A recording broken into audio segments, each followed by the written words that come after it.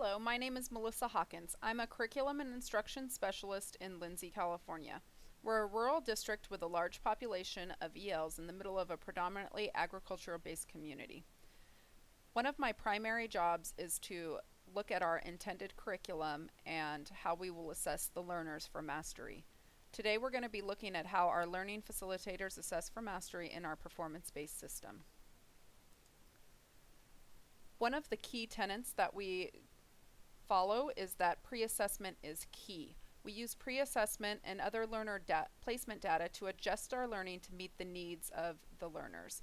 So as you can see in the example, we have a class where all of the learners are in need of figuring out how do I use descriptive language. So this would be where whole class instruction comes in. And then we look at some other pieces like this opening paragraph, and about 2/3 of the learners have already mastered it. So there's no need for those learners to continue receiving lots of instruction in that. So this is where we would look and pull a small group to really work on that skill. Once we have some of this pre-assessment data, we make learners aware of their data and where they are, so they have the ability to write a growth goal. So we have a lot of different data tracking tools that we use in our classrooms depending on the content level.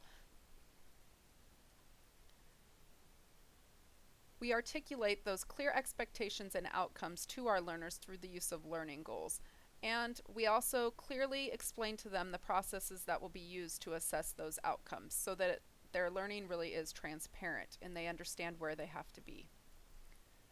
This is an example of a Lindsay learner and learning facilitator created peer review tool. So just a tool for learners to go through a piece of work and figure out what they still need to work on, where improvement can happen, and what they are strong at so they know where they can help their peers. This is another example of a peer review tool, and this one is just a way where the kids can physically move and follow to check their writing with a peer. We really want to make each of the steps to get to that mastery learning transparent to our learners so they're aware of the steps that they have to take in order to become proficient.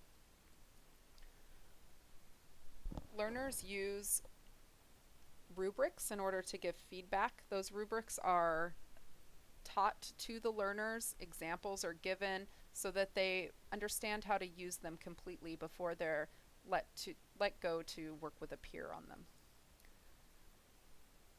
Learners take their needs based on their pre-assessments and they create SMART goals, and they're constantly, based on those formative assessments, checking and adjusting their SMART goals, looking for ways that they can improve, and this adds a piece of transparency to their learner and adds voice and control over their own learning so they can see what their next steps are and have some different ways of showing that they've reached those steps. This is an example of a formative assessment tool used down in the lower grades where a lot of words would not be possible to get the learners to understand it, so they've used some pictures to help them be able to check for mastery. Peer feedback is encouraged beyond things like good job. They need to provide evidence just like they do on our Common Core standards. We always want to provide opportunities for multiple data points to ensure mastery through this pre-assessment, formative assessments, and then in a common district summative assessment that's given to verify the learning. So what does this look like? By collecting meaningful data and having that personal data visited by the learners often, the LF is able to adjust planning, preparing, and instruction to personalize the learning and ensure mastery.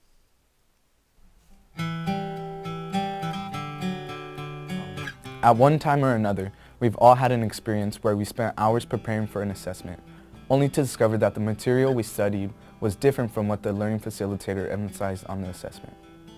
What message does this sort of experience send to us? It shows us that hard work and effort does not necessarily lead to success. If our assessments don't give us the feedback we need to set goals, the time and effort that we spend studying will have little or no influence on our results. In order to establish an atmosphere of trust in our learning environment, our assessments should be about reflection and meaningful information.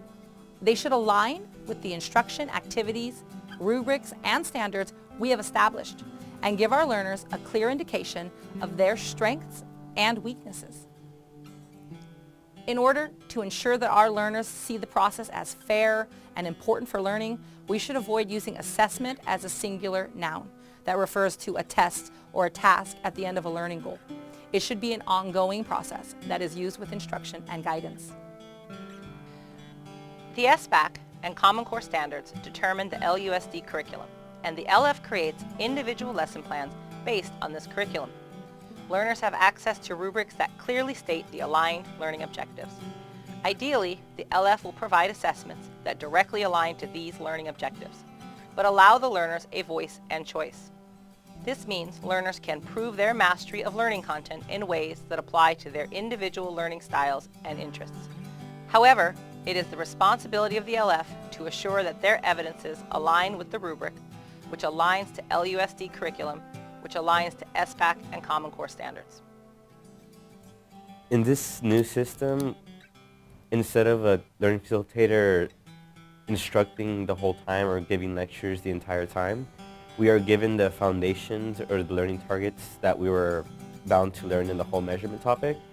And then based off of those learning targets, we're able to construct a form of verification that we've achieved proficiency in it.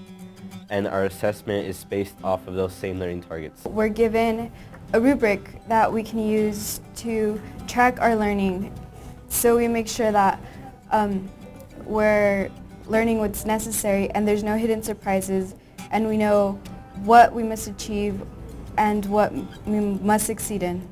There's no hidden topics on an exam. Everything is based off of those learning targets that we are introduced to in the beginning of the semester. In the PBS system, we're given the option to choose how we get assessed. For example, in our English class, we have to do a final research paper, and we get to choose the topic, and that gives learners a huge option to choose because it engages them and it focuses them on the criteria for the class, and it allows us to do something we enjoy. What the school does when it uses PBS is that it allows students to actually attain proficiency, not to only get a passing grade, but to get a proficient in a score where you actually learn the information necessary for in a real world. Clear purpose, clear targets, and a purposeful design give learners accessibility to the learning goals. Add in the precision of multiple data collection points, clear expectations of outcomes, and explicit feedback, and you'll have a recipe for creating transparent learning. Not only will learners have the ability to articulate the learning expectations, but they will be able to navigate them as well.